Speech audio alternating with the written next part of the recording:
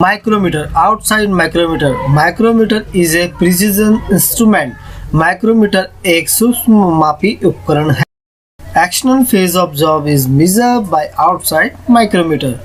Outside micrometer के द्वारा किसी जॉब की बाहरी सतह को मापा जाता है. माइक्रोमीटर के भाग: first anvil, second spindle, third lock nut, fourth thimble, fifth ratchet body, six ratchet stop, seven sleeve and 8th frame. Parts of micrometer. First, anvil. Anvil is a high grinded steel chromium part which fitted on left side of the frame. Anvil chromium steel का high grind किया हुआ एक भाग है जो frame के बाईं सिरे पर फिट होता है.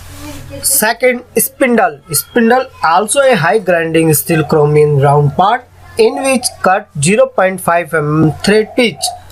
स्पिंडल भी हाई ग्राइंड किया हुआ क्रोमियम स्टील का एक गोल भाग है जिस पर 0.5 mm पिच की चूड़ियां कटी होती है. Third, lock nut. Locking nut is used when measure diameter of part during process of machining. Machine पर पार्ट के डायमीटर का माप लेते हुए व रीडिंग को हिलने से बचाने के लिए लॉकिंग नट का प्रयोग करते हैं. Fourth, thimble. It is made of steel tube, one side is taper and divided 50 parts of its circle. यह स्टील ट्यूब की बनी होती है, एक साइड से टेपर की होती है व इसका एक घेरा 50 पार्ट में बटा होता है. Fifth, ratchet body. Knurling is cut on ratchet body by knurling body move to spindle. Ratchet body में नर्लिंग कटी होती है जिसकी मदद से स्पिंडल को आगे पीछे घुमाते हैं. Six, ratchet stop. It is joint on back side of spindle and rotate it during reading measurement, and then when sound noise occur at chat, then you understand it is okay measurement. यह spindle के पिछले भाग से जुड़ा होता है. वह reading लेने के लिए इसको घुमाते हैं. वह जब चट की आवाज आए तो समझना चाहिए कि सही माप है. 7, sleeve. It is made by chromium steel and also called as barrel. An inner side cut 0.50 mm pitch thread also given one line on sleeve as datum line. यह क्रोमियम स्टील की बनी होती है जिसे बैरल भी कहते हैं. Sleeve के अंदर 0.50 mm पिच की चूड़ी कटी होती है. इस पर एक डेटम लाइन दी होती है. 8th, frame. It is made by cast iron, aluminum alloy or cast steel. On right side given sleeve and left side given anvil. यह कास्ट आयरन, एल्यूमिनियम अलॉय या कास्ट स्टील का बना होता है जिसके दाएं साइड स्लीव व बाईं साइड एनुअल दिया होता है. ये आपका एक्सटर्नल माइक्रोमीटर है. एक्सटर्नल माइक्रोमीटर से किसी भी जॉब को मेजर करने से पहले हम जो स्पिंडल और एनविल के बीच में जो एरिया है उसको क्लीन करेंगे किसी पेपर के द्वारा. ये देखिए, मैंने रैचेट जो स्टॉपर है इसकी सहायता से इसको प्रेस किया और जितनी भी डस्ट होगी इन दोनों स्पिंडल और एनविल के बीच वो रिमूव हो जाएगी. अब इसके बाद हम इसको देखेंगे कि यहाँ पर जीरो जो आपका थिम्बल पे जो जीरो लाइन है वो आपका स्लीव की जीरो लाइन के इक्वल होना चाहिए. उस यानी कि थिम्बल की जीरो लाइन स्लीव की डेटम लाइन के इक्वल समान होनी चाहिए.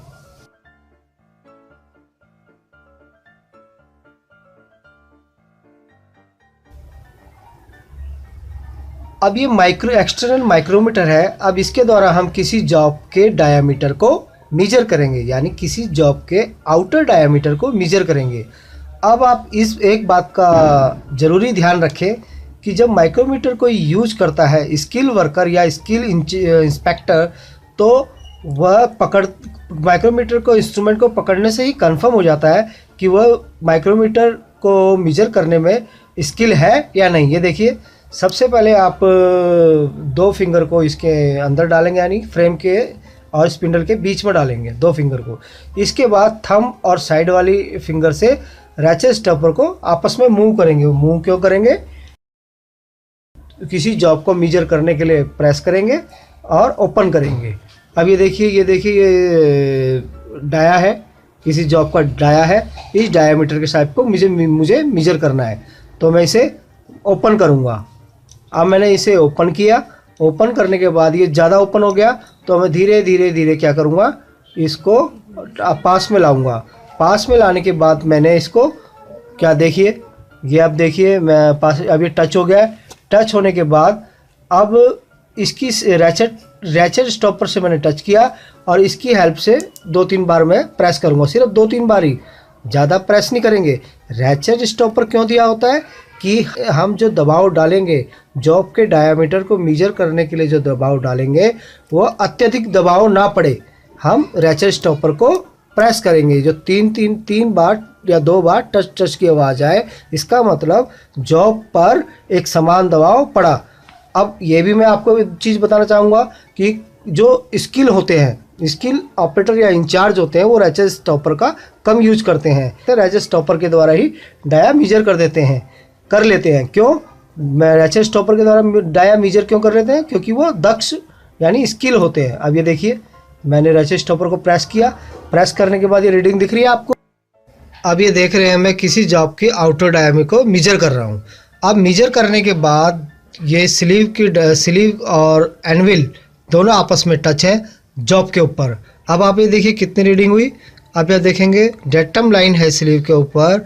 अब इसके ऊपर जो है आप काउंट करेंगे 1 2 3 4 5 6 7 8 9, यानी कि 9 लाइन क्रॉस हो चुकी है डेटम लाइन के ऊपर, तो 9 mm। क्यों? क्योंकि दोनों के बीच एक गैप कितना है, दोनों लाइनों के बीच, ऊपर की लाइन के दोनों के बीच गैप 1 mm का। अब इसके नीचे आप देखेंगे डेटम लाइन के बीच में नीचे की साइड 9 mm यानी 9वीं लाइन के बाद, डेटम लाइन के बाद एक लाइन क्रॉस कर गई है डेटम लाइन के नीचे, तो एक क्रॉस कर गई है तो कितना हुआ, एक डिजिट इसकी 0.5, तो ऊपर 9 mm क्रॉस कर गई है 9 mm, नीचे आपका 9 के बाद एक क्रॉस करी है तो 9.5। इसी तरह थिम्बल पे आपका दिया हुआ है 45, 46, 47, 48 और 49। थिम्बल की 49 लाइन डेटम लाइन से मैच कर रही है, यानी कि 49 नंबर्स ऑफ लाइन। अब 49 हो गया नंबर्स, ये 49 डिजिट्स, तो एक डिजिट कितने की हुई, एक डिजिट हुई 0.0 mm की, 0.0 mm, तो 49 डिजिट कितने की हुई, 49 इंटू 0.01 mm। 0.01 mm को 49 से मल्टीप्लाई करेंगे कितना आएगा, 0.49 mm। अब क्या करेंगे, 9 क्रॉस हो गई है तो 9, नीचे आपका एक क्रॉस हुई तो 0.5, तो 9 को 0.5 से प्लस कर लिया, फिर 9.50 mm हो गया। अब 9.50 को 0.49 mm से प्लस कर लिया, यानी कि तीनों को प्लस करने के बाद कितनी रीडिंग आई, 9.99 mm। तो जॉब का एक्सटर्नल डाया का साइज कितना हुआ, 9.99 mm। यानी कि डेटम लाइन से ऊपर जो मैं एक बार और बताना चाहूँगा, दोनों के बीच जो गैप है 1 mm, और नीचे जो एक डिजिट के ऊपर जो गैप है वो 0.5। डेटम लाइन से नीचे जो एक गैप है वो 0.5। अब डेटम लाइन के नीचे जो दोनों एक गैप है उसको 50 डिवीजन में डिवाइड किया गया है थिम्बल के। ये देखिए आप 45, 46, 47, 49 और 0 पे काउंट करेंगे 50, यानी डेटम लाइन से नीचे जो 0.5 को थिम्बल के 50 डिवीजन में डिवाइड किया गया है। माइक्रोमीटर मेजरमेंट आप देखेंगे स्लीव पर जो मेन डिवीजन ऑफ स्लीव है वो डेटम लाइन के ऊपर दी गई है, और स्लीव पर डेटम लाइन के नीचे की ओर लोअर साइड दी हुई है सब डिवीजन ऑफ स्लीव। इसका मतलब ये है कि मेन डिवीजन लाइन से अपर साइड में जो नंबर्स है और सब डिवीजन डेटम लाइन के नीचे की साइड। तो अब आप देखेंगे रीडिंग मेजरमेंट एज पर picture. Main division of sleeve 9, आप देखेंगे डेटम लाइन के ऊपर कितनी क्रॉस चेक कर चुकी है, 0, 5, 6, 7, 8, 9, तो मेन डिवीजन ऑफ स्लीव कितना हो गया 9, तो 1 डिजिट 1 mm, तो 9 into 1 is equal to 9 mm। अब सब डिवीजन ऑफ स्लीव यानी कि डेटम लाइन से नीचे कितना है सब डिवीजन ऑफ स्लीव, और एक सब डिवीजन यानी कि दो लाइनों के बीच में गैप कितना है, दो लाइनों के बीच में गैप है 0.50। तो आपके 9 के बाद डेटम लाइन से नीचे कितनी लाइन आगे गई है, ओनली 1 लाइन यानी 1 गैप आगे गया है। तो हम कितना करेंगे, एक को मल्टीप्लाई कर देंगे 0.50 mm से, कितना हो गया 0.50 mm। Sub division on sleeve 0.50 mm। अब आप देखेंगे थिम्बल पर डिवीजन ऑफ थिम्बल कितना है आप देखेंगे 45, 46, 48, 49, यानी कि 49 वाली लाइन थिम्बल की वो डेटम लाइन से बिल्कुल टच हो रही है, मिल रही है। तो अब 49 वाली लाइन डेटम लाइन से टच हो रही है, तो एक डिजिट थिम्बल पे जो दो लाइन है उसके बीच का गैप कितने का है, 0.01 mm का। तो हम 49 को 0.01 mm से मल्टीप्लाई कर देंगे तो कितना आ गया, 0.49 mm।